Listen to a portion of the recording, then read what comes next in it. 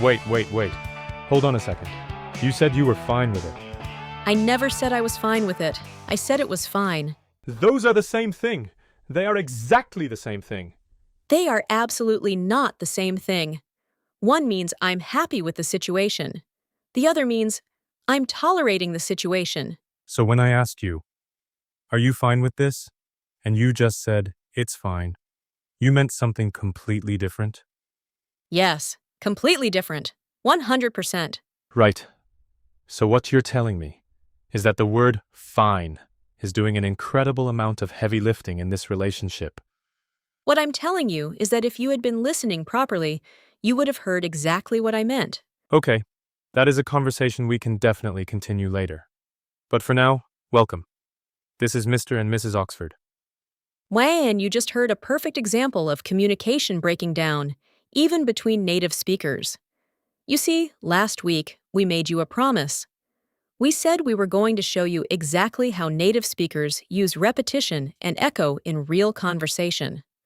Not just and yes, but the specific techniques we use to reflect back what someone has said, to rephrase it, to mirror their language. The things that make someone feel genuinely heard. And that little squabble we just had? That was actually a perfect live-action example of someone, me, not doing it. I was so focused on defending my interpretation of the word fine that I wasn't actually listening to Hazel. I was just waiting for my turn to speak. Which is extremely common. And it is one of the main reasons that even people with good English vocabulary sometimes come across as cold or distracted or just a little difficult to connect with. Not because they're doing anything wrong exactly, but because they haven't picked up the specific listening signals that native speakers use constantly without even thinking about it. So today, we're going to break those signals down. We'll give them names, give you clear examples. And by the end of this episode, you will have a toolkit that you can start using in your very next English conversation to make people feel truly understood.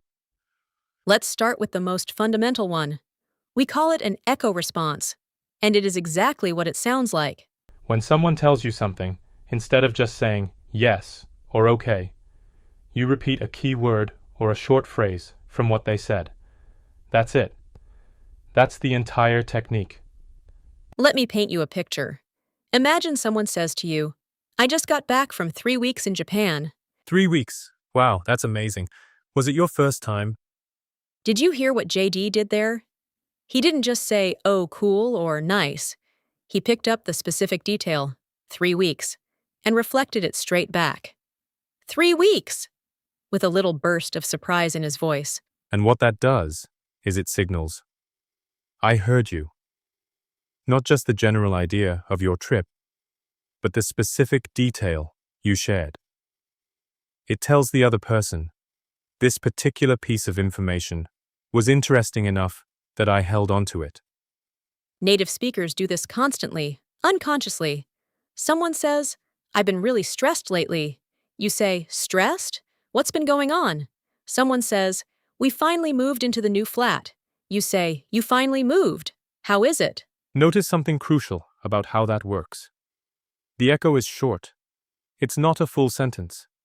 It's 1 or 2 words, lifted directly from what the other person said, repeated back with a slight rise in intonation. That intonation is absolutely crucial. If you say it completely flat, it can sound like you're correcting them. Stressed? That sounds suspicious. But stressed, with that little upward curve at the end, sounds engaged, curious, present.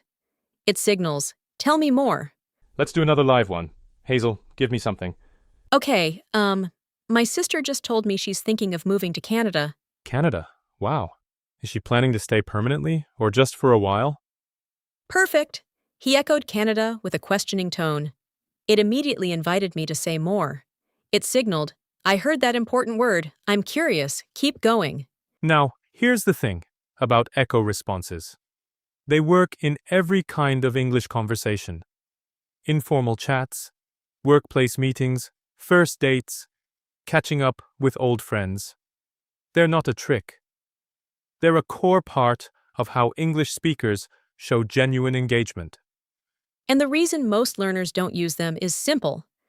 Nobody teaches them explicitly. You learn vocabulary, you learn grammar. But these small connecting pieces, the things that make conversation feel warm and real and connected, those tend to get left out. Right. So that's technique number 1. The echo. 1 or 2 words, lifted from what they said, reflected back with a questioning or surprised intonation. Technique number 2 is what we call the rephrase. This is slightly more advanced than a straight echo, because instead of repeating the exact words, you say back the meaning in slightly different language.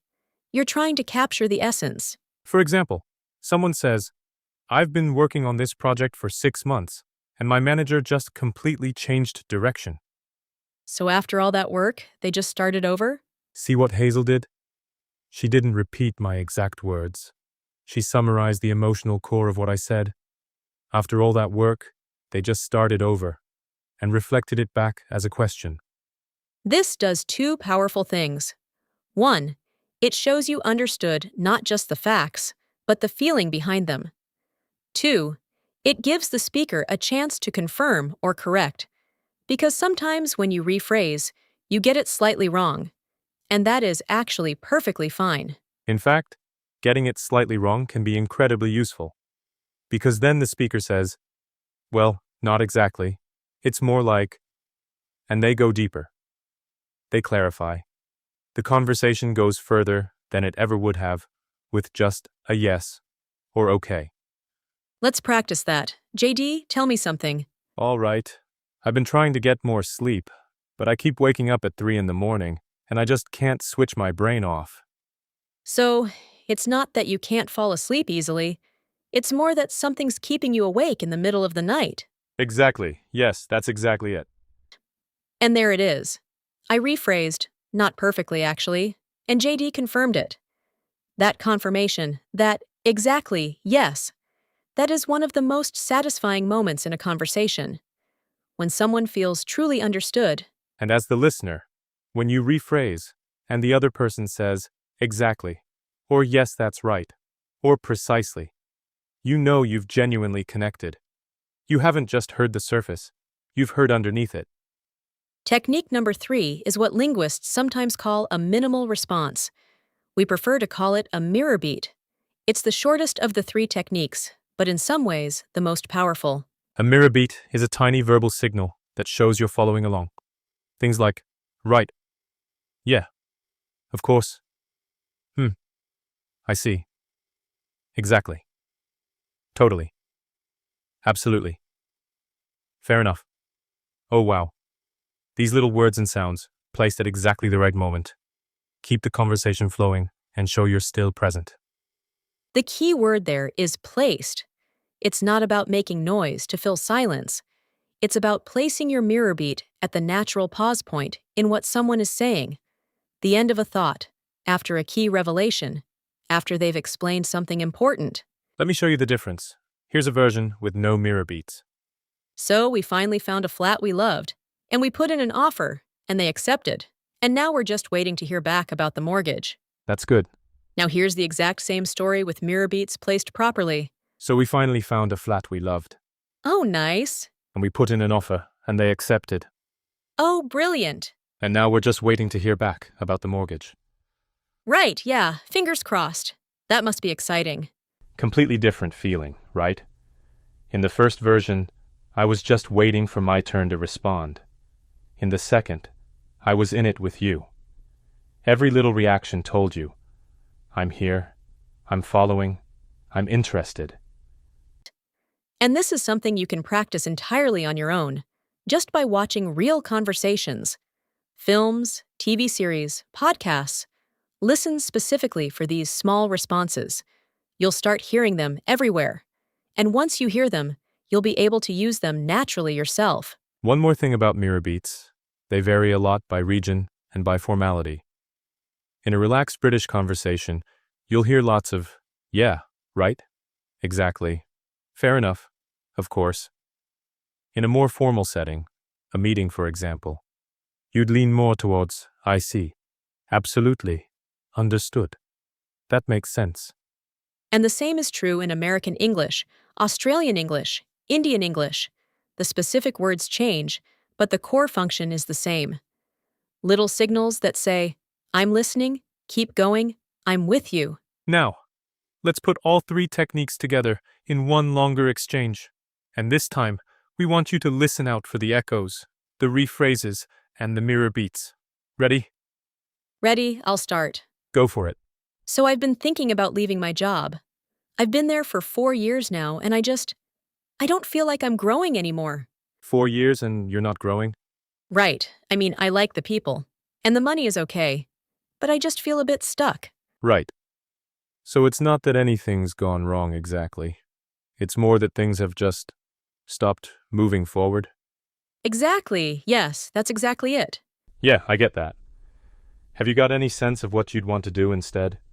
That's the honest answer. Let's count what JD just did. First, he used an echo. 4 years and you're not growing, reflecting back both the time and the feeling. Second, he used a rephrase.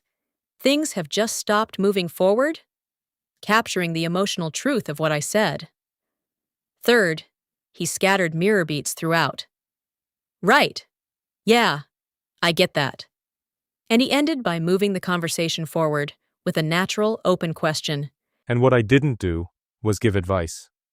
I didn't say, well, maybe you should look for a new job. Or, have you tried talking to your manager? I just listened. I reflected. I stayed curious. That's actually a fourth principle worth naming, though it's more of a mindset than a technique. The goal in the first part of any conversation is not to fix, it's to understand. Once the other person feels understood, they become much more open to anything you say next, including advice, if they ask for it. And in English, specifically, jumping to solutions too quickly can actually come across as dismissive. It can feel like you're closing down the conversation rather than opening it up. Let's do a quick recap of the 3 techniques before we move into your challenge for this week. Technique 1. The echo. Repeat 1 or 2 keywords with a slight upward intonation. 3 weeks? Canada? You finally moved. It signals, I heard the specific thing you said. Technique 2. The rephrase. Summarize the feeling or meaning in your own words as a question. So after all that work, they just started over? It signals, I understood not just what you said, but what it meant to you. Technique 3. The mirror beat. Small verbal responses placed at natural pause points. Right, yeah. Of course. Oh, brilliant. That signal, I'm following you. Keep going. And the connecting principle, listen first to understand, not to respond. Right. Now, your challenge for this week. It's a simple one, but it requires genuine attention. In your next 3 conversations in English, whether that's with a colleague, a friend, a teacher, or even a language exchange partner, try to use at least 1 echo, 1 rephrase, and 1 mirror beat in each conversation. You don't need to use all 3 at once. Just start noticing the moments where you would normally say, okay, or yes, and ask yourself, could I do a little more here? Could I reflect something specific back to them? And if you want to practice before a real conversation, try watching a short clip from a TV series or podcast in English. Watch it once for content, then watch it again, specifically listening for echoes, rephrases, and mirror beats. Count them. You'll be absolutely surprised how many you find. If you try the challenge, we would genuinely love to hear about it. Drop a comment below and tell us, what was the most unexpected reaction you observed? Did someone look at you differently? Did the conversation take a turn you didn't expect? And if you're listening on YouTube, there's a poll going up today. We want to know, which of these 3 techniques do you find hardest? Is it the echo, getting the intonation right? Is it the rephrase, finding the right words quickly? Or the mirror beats, knowing exactly when to use them? Vote in the poll. It helps us understand what to teach next. Thank you so much for spending this time with us. Seriously, every listen, every share, every comment, it all helps this podcast reach more learners around the world. And if this episode helped you, please do share it with someone who's working on their English. Now, next week. Next week, we are going somewhere that makes a lot of learners genuinely anxious. We are talking about interrupting, how to do it politely, how native speakers signal that they want to speak without being rude, and how to get back in when someone has talked over you. Interrupting in English has rules, unspoken ones. And when you know them, joining a fast conversation stops feeling like jumping onto a moving train. That's next week on Mr. and Mrs. Oxford. See you then? See you then.